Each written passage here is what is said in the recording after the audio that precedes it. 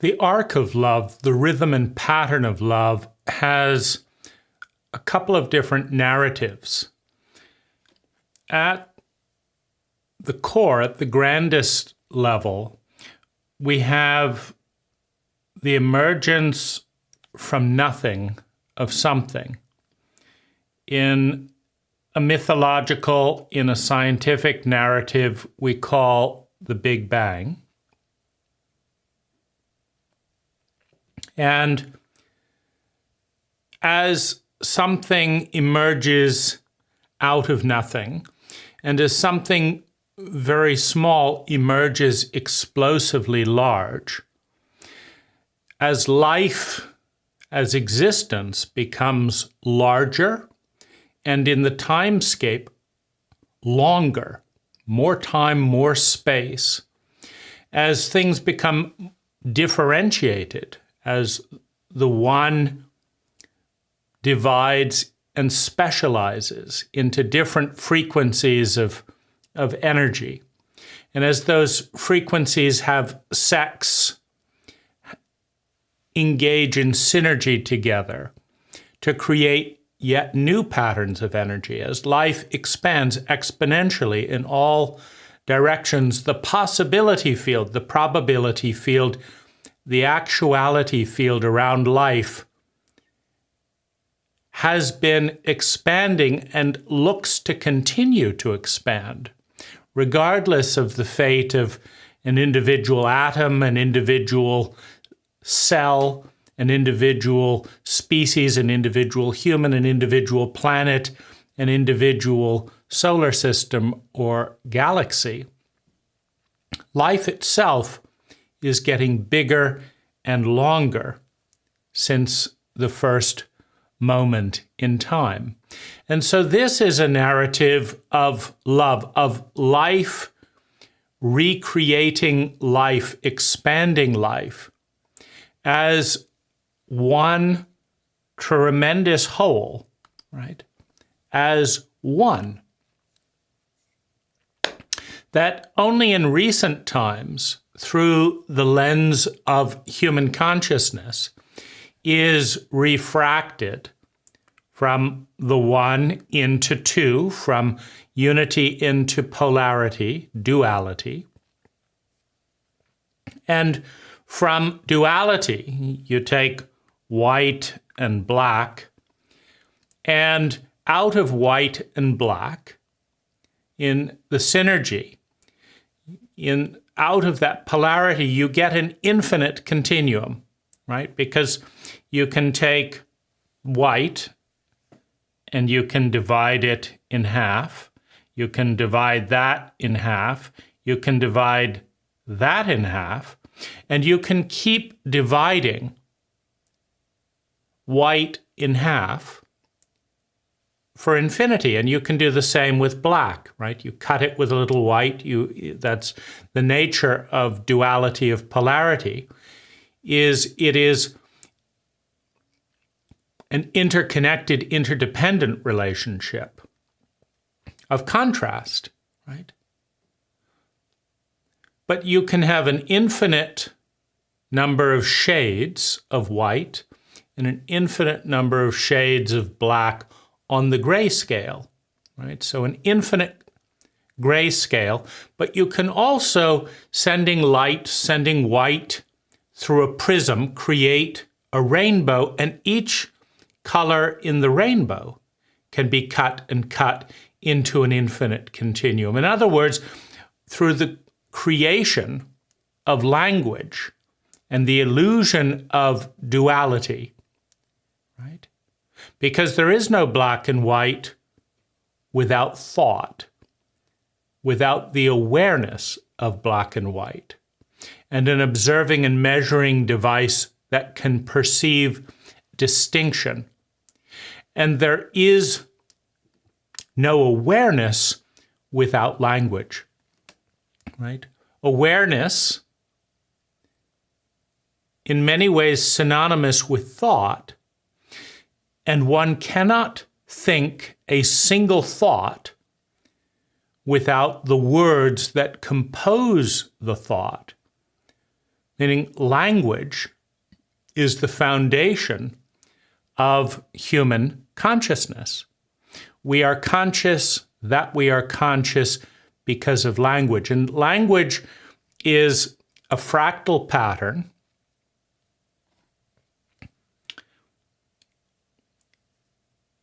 It cuts the one into many, into grids of distinctions that are crude, but nonetheless draw attention to certain patterns of energy, both verbally and mathematically. We have mathematical language, we have verbal language, and all of human consciousness rests on the synergy of those two languages, mathematical and verbal consciousness, through the mathematical and verbal language.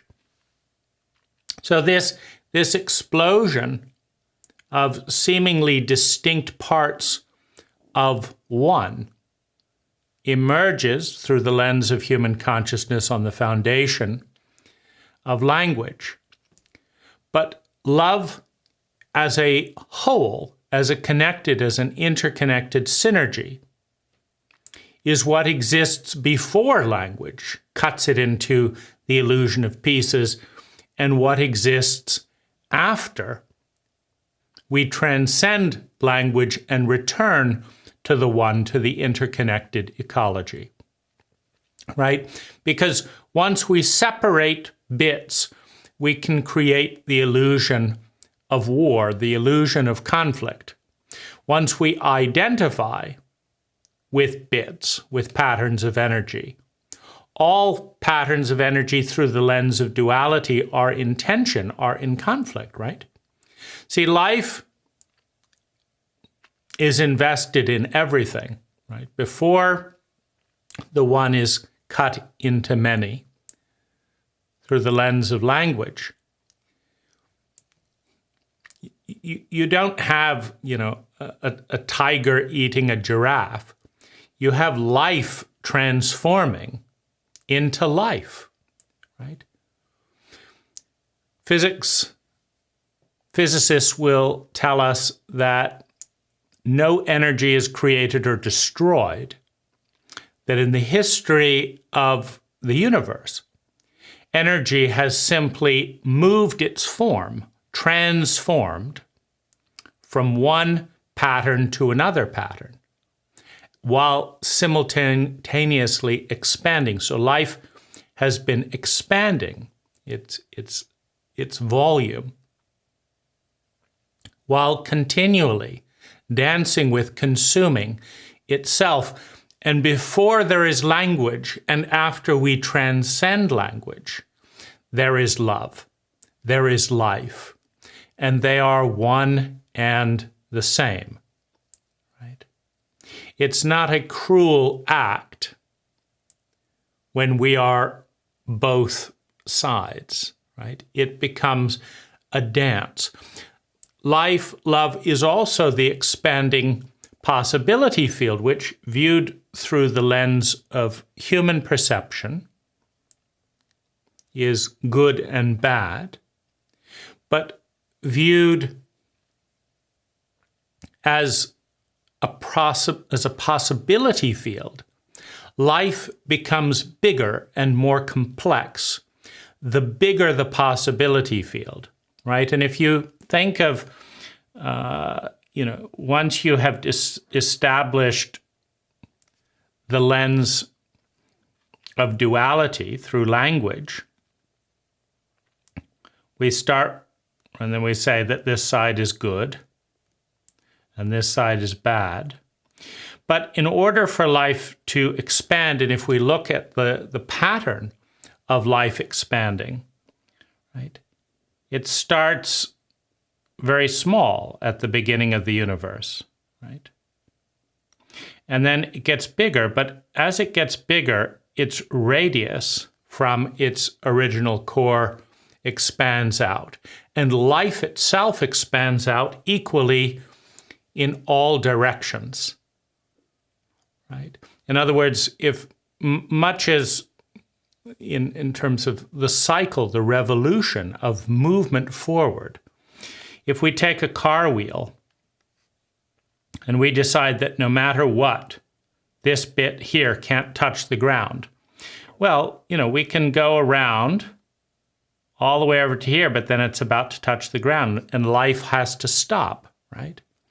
As soon as we have a dogmatic judgment that absolutely this cannot exist, all life must collapse to a point where its counterpart cannot exist either, right? You can't drive hundreds of miles. You can't drive even 1 mile when you are fixated on preventing one part of life at all costs, right? Because as life expands, right?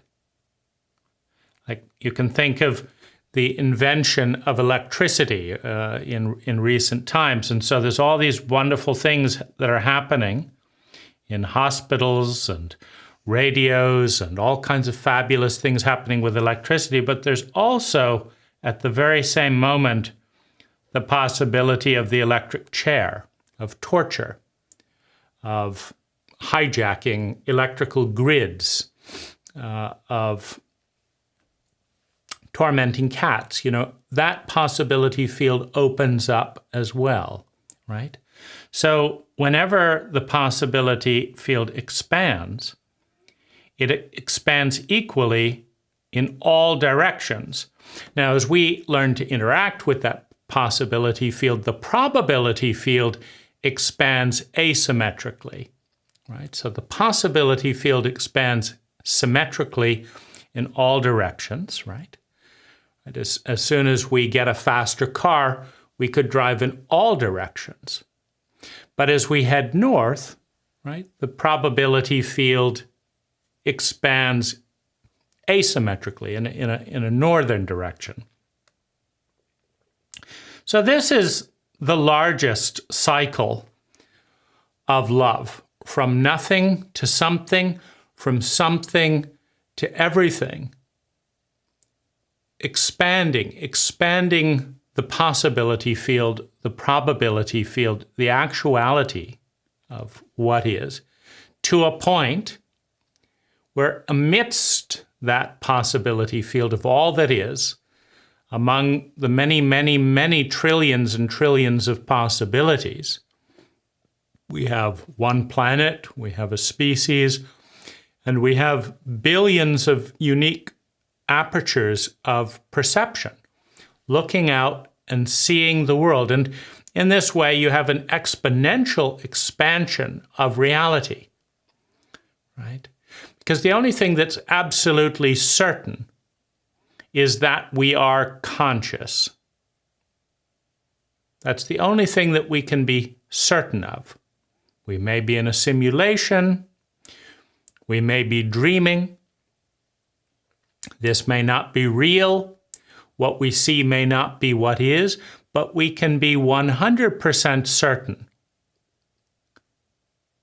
that we are conscious of what we are conscious of. And building on that, we can also be 100% certain that every human being in the history and future of humanity sees reality from a different perspective, right?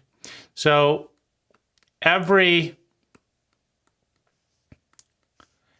person who views reality, looks at reality, not only through different filters, but from a different perspective.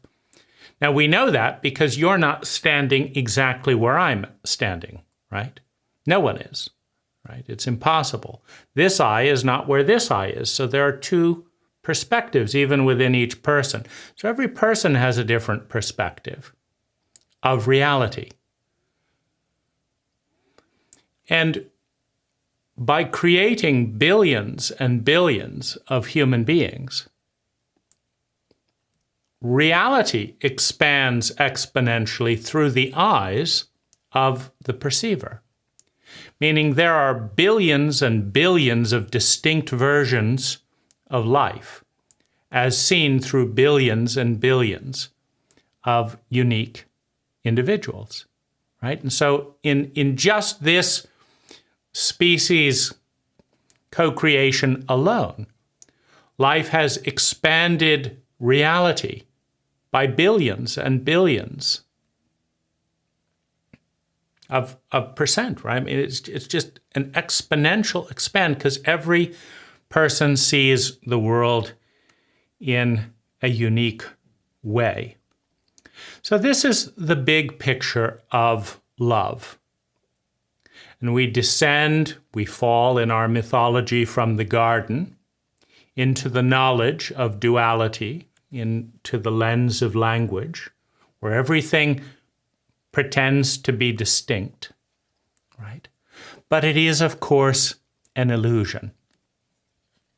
We can call this a finger in our language, but the finger does not exist without the hand. It didn't come out of nowhere, it grew out of the hand. And the hand, we can call it a hand, but the hand does not exist without the arm, which doesn't exist without the body. The body does not exist without the bodies of our father and mother. Our father and mother do not exist without their ancestors.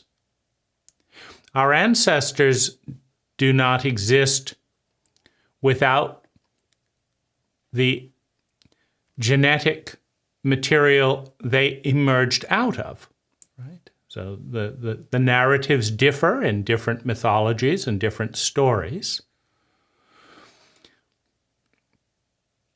But if we look at the predominant myth of evolution, then we would say that, the human animal, chimpanzees, Neanderthals, whatever the narrative is, right? That we don't exist without them. And they don't exist without the shapes that they were before they were monkeys, right? And it goes all the way back to the point of where they don't exist without plants. And plants don't exist without algae. And algae doesn't exist without slime. And slime, it doesn't exist without the planet. And the planet doesn't exist without the solar system. And the solar system doesn't exist without the galaxy. The galaxy doesn't exist without the universe. The universe doesn't exist without the Big Bang. Time and space do not exist without the Big Bang. And so all things come through a variety of trajectories back to the very first moment when all things were one, long before there were words to differentiate one from other. All time of all facets of the universe, all space of all facets of the universe, all consciousness throughout the universe, all patterns of energy in the entirety of the universe, all can be traced back inextricably. You cannot separate a single moment from all the other moments, a single space from all the other moments, and it all comes back to one. It all comes back to the first unconscious explosive moment, right? And depending on our mythology, it all returns to one, only this time seen through a trillion conscious eyes. So that at the end of time and space, at the end of the universe, we return to the oneness. We return to the eternal moment, seeing it through a trillion distinct points of view. And by doing so, expanding its reality, its awareness, right, exponentially by trillions and trillions of times. And so this is the first story. This is the first story of love. Now, the second story of love is the maturation story, right? Every child, every mother and child, right? So this is the microcosm, right? Every mother and child has a bond of love in infancy. And the child is 100% dependent on the mother, right? Without the protection of a giant, without milk, without care, without touch, a child does not exist, right? So the child begins in a relationship of need. And so the first love of an infant is, I need you. I need you. It is the first developmental stage of love. And in response, I will meet your need. I need you. I will meet your need. As the child, if it survives, which means there was enough love for the child to survive, an adolescent forms. And an adolescent is still dependent on their environment, but is now moving into desire, into want, into preference. The statement of the adolescent, I want you. I want that. I desire this. I desire you. The infant, I need. The adolescent, I desire. I want. These are two forms of self-centered, meaning the focus of an infant is I need, and the focus of an adolescent is I want. The third stage, emerging out of the synergy of I need, I desire, and a certain amount of success, meaning if you need and there is no response, you die. If you desire, if you want, and there is no response, one does not graduate or have the possibility of graduating towards an adult. And the adult is the first outward face of love. I need, I want. The adult begins with self-love. I can do this for myself. I can internalize the constructive elements of my cult, my culture, my parents, my family. I can internalize love to a point where I can cook my own food. I can walk. I can do this, right? So it's now the process of becoming self-sustaining and self-loving at a level of independence, to be able to meet one's own needs and one's own wants. And this is self-love. Right? But the focus, the adult, is giving self-love to the inner child, to the inner adolescent, to the body. Taking on a responsibility, an ability and willingness to respond, to nurture, to sustain the body, the heart, the mind of ourself. Now, when we reach a certain amount of competence in that territory, where I love myself enough to survive and feel secure in my survival and meet some sense of love and belonging and earn some sense of self-esteem, well then, I can love another. Then I can give that love to another. And out of this adult love, and this is the third cycle, the third process to highlight on this kind of different lenses and settings through which to understand and perceive love. Adult love has seven 7 levels. And it starts off as a very tight bud, right? We can think of it as a blossom, an opening process. That love is not only happening on, different levels. We have the child love of I want, I need. We have the adolescent love parallel of I desire. And we have the adult level of love. But the adult level of love has not only seven stages of opening, of blossoming to the fullness of love, it has a range of quality or excellence of each stage. And the first step in adult love is loving enough to care. That's the beginning of the bud. Loving enough to care. We can say, I love you. We can think the thought, I love myself, whatever. But if we don't love enough to care, the first form, the first beginnings of love haven't taken shape yet. So it's loving enough to care. And of course, we all say, oh, I care about this. But it's caring enough, right? We reach the fullness of that when we care enough to take time. Right?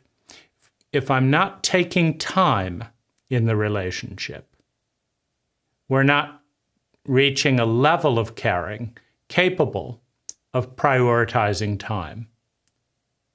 So caring enough to prioritize time. That's the second level of love. Loving enough to care, caring enough to take time.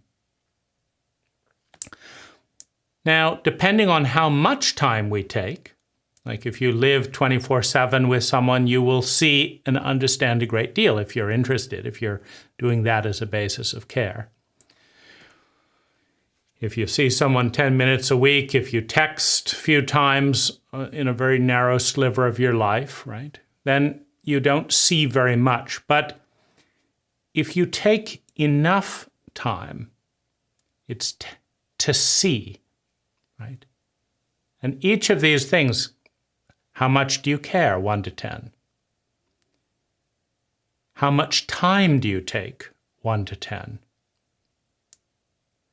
And do you take enough time to see? And then it's how much do you see? So it's loving enough to care, caring enough to take time, taking enough time to see is the third level in this blossom of love. Loving enough to see.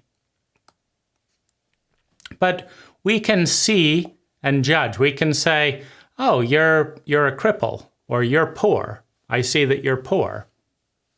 Why be poor? Why not be rich? Or I see that you're ashamed of that. How ridiculous. I'm not ashamed of that. In other words, we can see clearly. We can reach a point of seeing. But at the higher level, as we move up towards 7, 8, 9, 10 and seeing transcends seeing into understanding.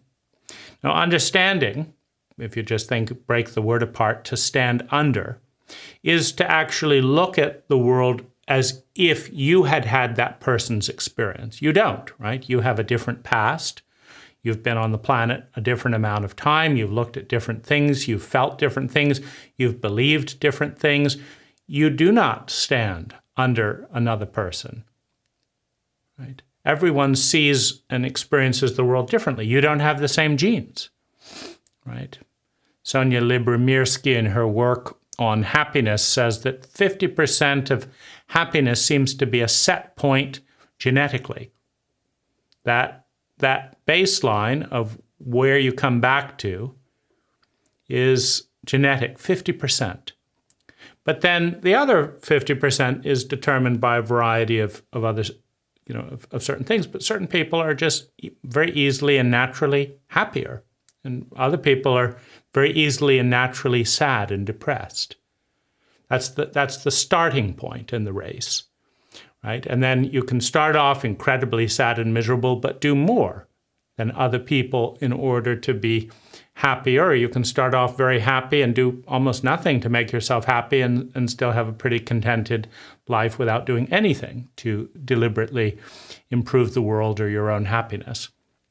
But it's seeing enough to understand. And what understanding refers to is not just that I see you, I see how this bit connects to that. You see, because I see you enough, well, what is enough to see something?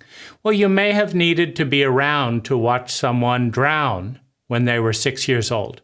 You may have had to watch their body shake. You may have had to watch them shut down for months after the incident, determined not to play, determined not to go near the water. For you to understand, to make the connection between that fear in a later point in life of water, right? And if you see the connection, then you don't say, hey, let's go for a swim. You say, how are you doing today with that memory, etc.? Do you want to push yourself? Is this a good kind of opportunity to face your fear? Or is this just a really miserable experience and you'd rather go to the movies together or do something else? You have to see enough of the pattern over a lifetime to understand the person that you're with, right? Otherwise, you just see and you fill in what you see with projection of yourself or what you imagine is the reason. You don't see enough to actually understand another human being. And similarly, do you see yourself enough to actually understand why and how you are built the way that you are? Where did that come from in your cult, in your family system? So it's seeing enough to understand. And as the flower continues to blossom, do you understand enough to empathize? Right? So understanding has a blossom of, oh, I get it. I get it. That's the first level of understanding. Oh, I see how that relates to that. That's first level of understanding. And then the second level of understand is, oh, I start to understand, meaning I start to be able to make sense of what it would be like to be that. Like, oh, they don't have a leg.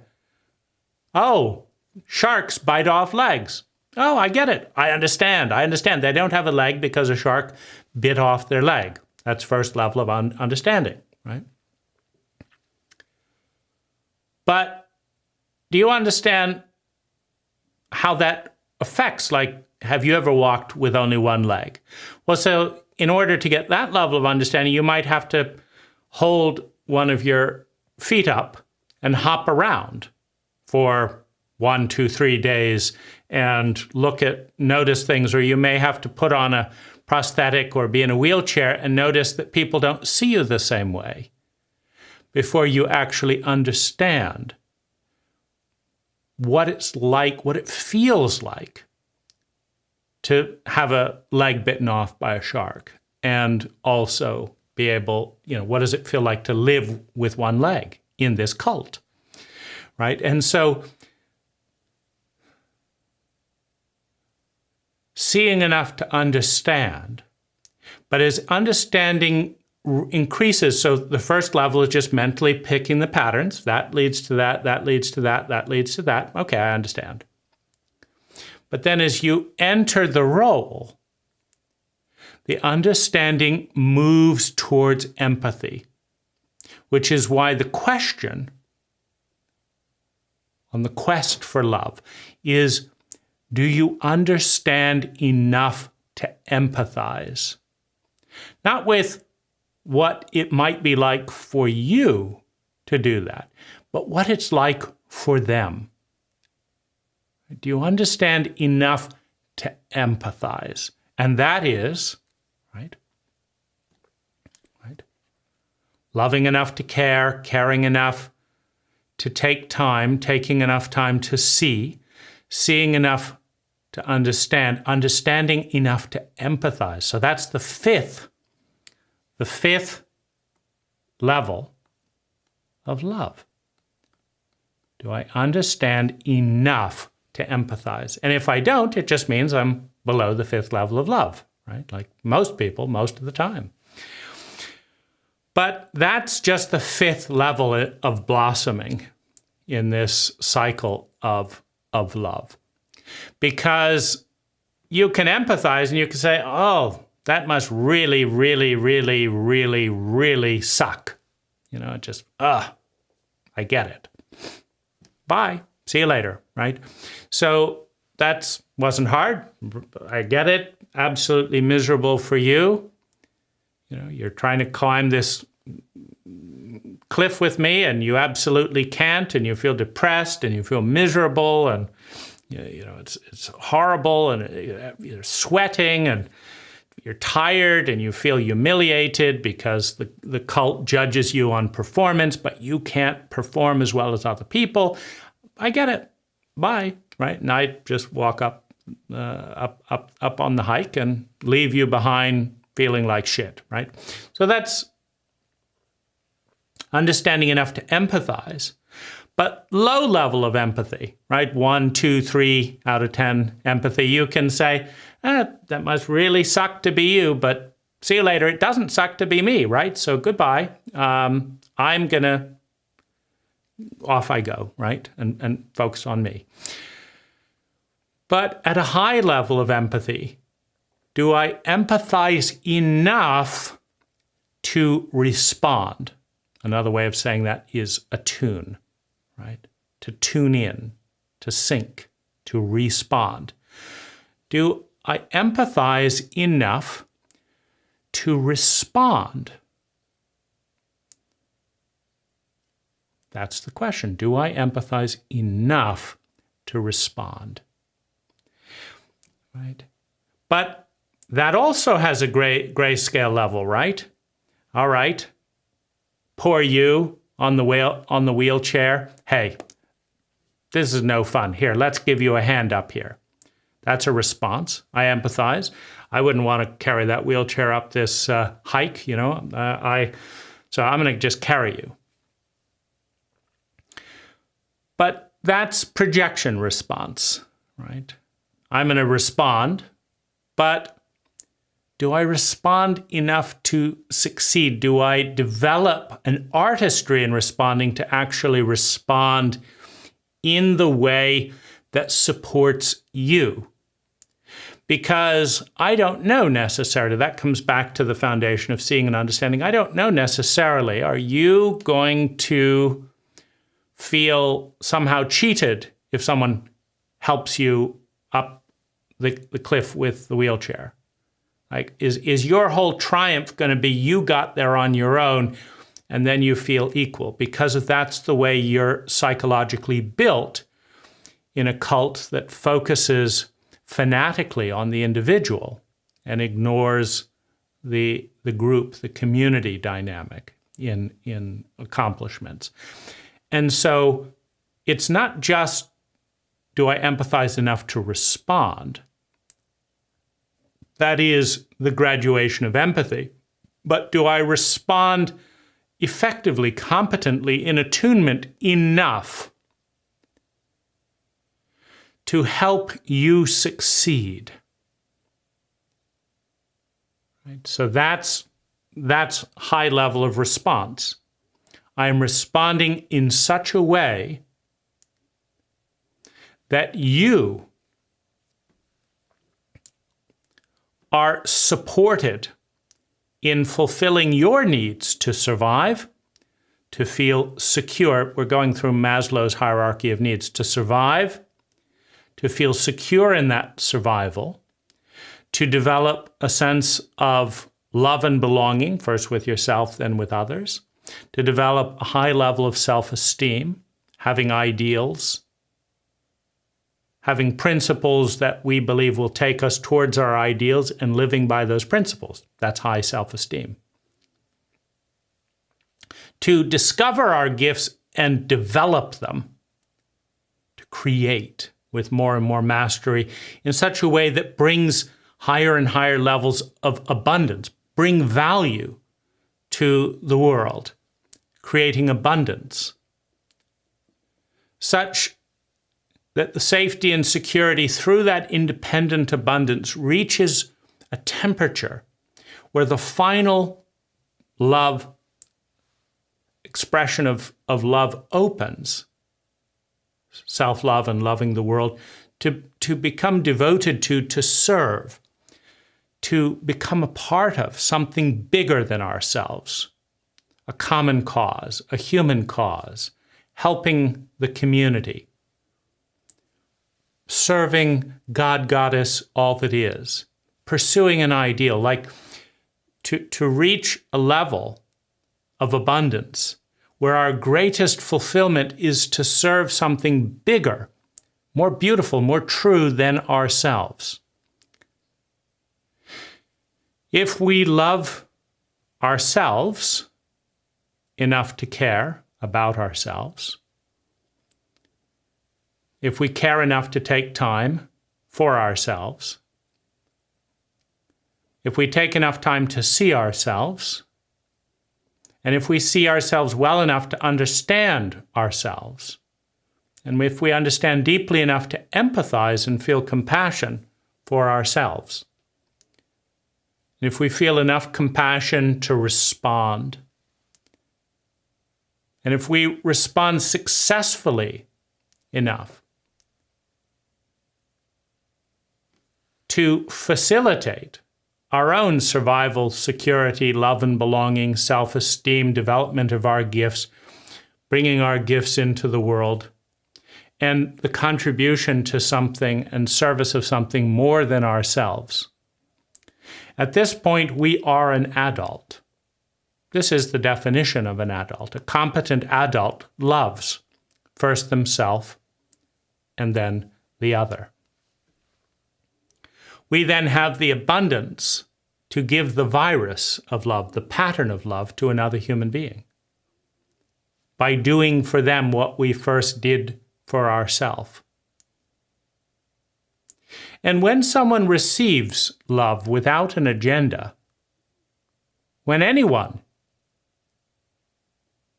is loved in such a way that facilitates, that supports them in the successful meeting of their own needs to survive, feel secure, experience love and belonging, develop their gifts, bring their gifts abundantly into the world, and become part of something bigger than themselves, they feel happy.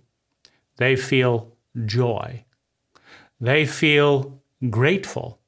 They feel alive. They feel powerful. And there is a sense of oneness when two adults meet, having fulfilled their human needs and gone through this adult blossoming. Right? This is not the love of a child. I need you, I need you. No, I need you, I need you. We're not talking about any gratitude coming from that, right? When two children, psychologically or biologically, fight to meet their needs at the expense of the other, you have hatred, you have distrust, you have impatience, you have self-centeredness. When two adolescents try to get their desires from one another, a similar outcome. It doesn't work most of the time. And there's no sense of appreciating that someone's loving you. Oh, great, someone's loving me, meaning they need me and they're going to try and get what they need from me, whether I want to give it to them or not. Great, right? Nobody feels a gratitude about that, or a trust, etc. Or someone's trying to get into bed with me, whether I want to, they don't care about me, what I want, the fact that I want a good night's sleep. They just want what they want, right? So child and adolescent love do not engender this. But when an adult supports a child and or an adolescent psychologically or otherwise, meaning we have plenty of grown-up bodies that are psychologically driven by infants, children, and adolescents most of the time. I need, I want, right? When an adult helps a child, regardless of their biological age, mature to a point where they can love themselves, they become an adult. And the blossoming of an adult is the greatest gift that you can give another human being, to take them through from the narcissistic self-centeredness of dependency in childhood to the independence of the adult is the blossoming of evolution. It's bringing a human being to the point of its full potential, of their full potential at this time. And the response is always a sense of honor, trust, love, joy, gratitude, and oneness. When two adults love each other, not two grown-ups, two psychological adults, there is a tremendous experience of love and joy. And it is incredibly rare. We're talking about, at high levels, maybe 1% of people 1% of the time. Certainly not more than 1% of human consciousness is in this state of being an adult, knowing how to love oneself, knowing how to love another human being, enough to facilitate, to support that human being in becoming an adult.